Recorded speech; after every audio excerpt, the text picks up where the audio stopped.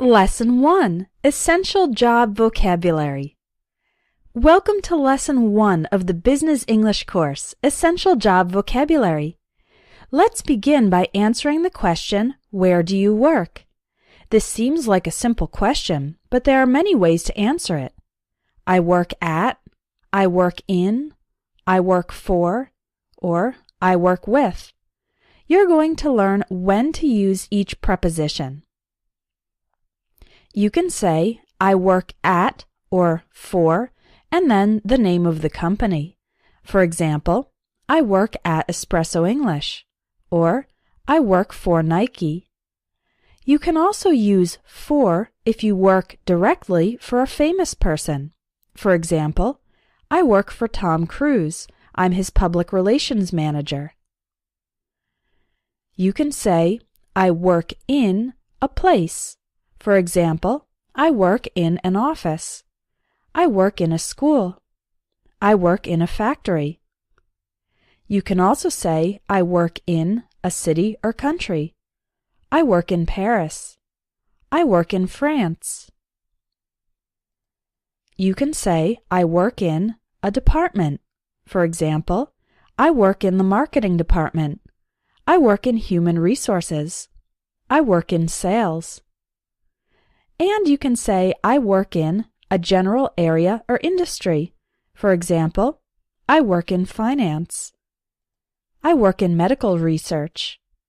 I work in consulting.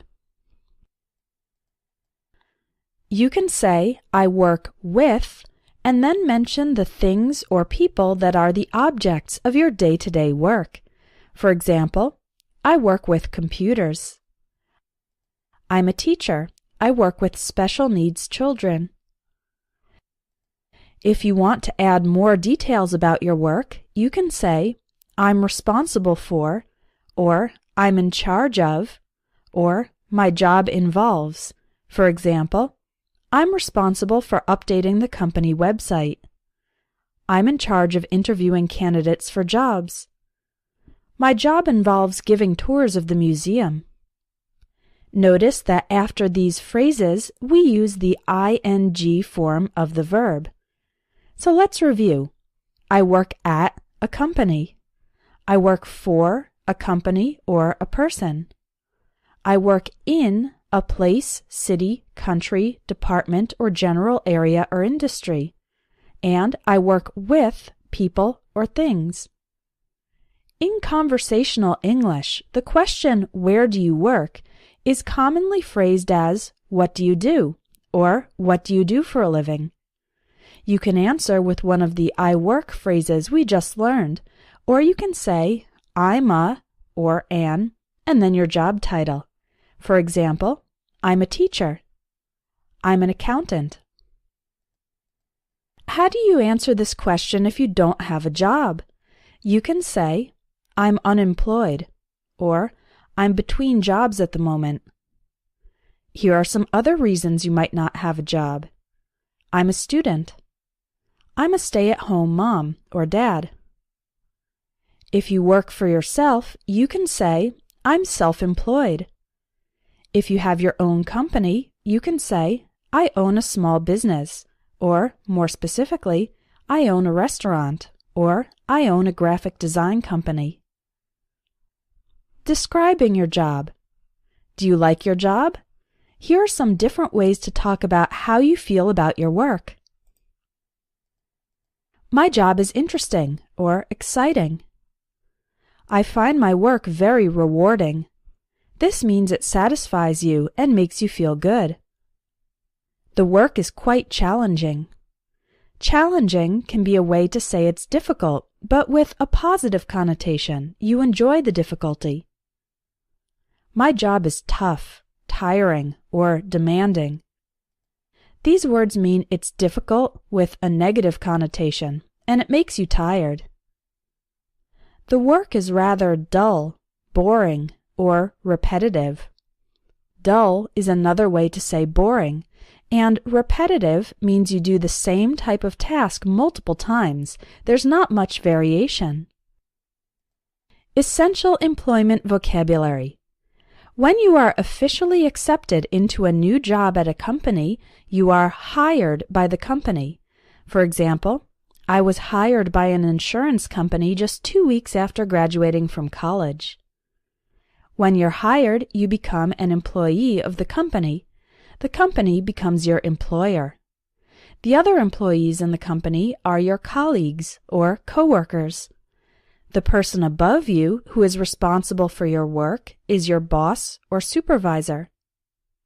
You can work full-time, usually about 40 hours per week, or part-time, usually 15 to 25 hours per week.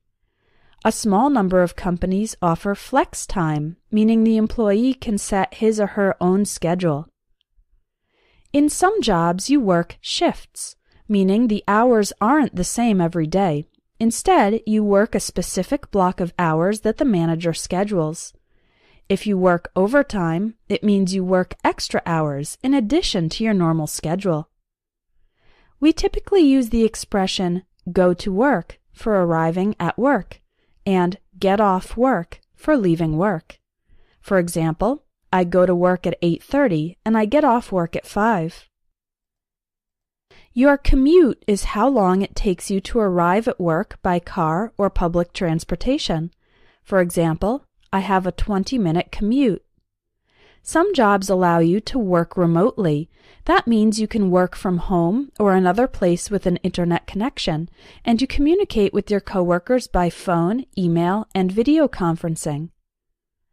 As an employee of the company, you earn a salary, money you receive regularly for your work.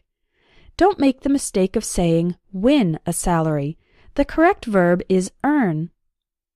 If you're good at your job, you might get a pay raise or a raise, an increase in your salary. You could also get a promotion, an increase in importance and authority.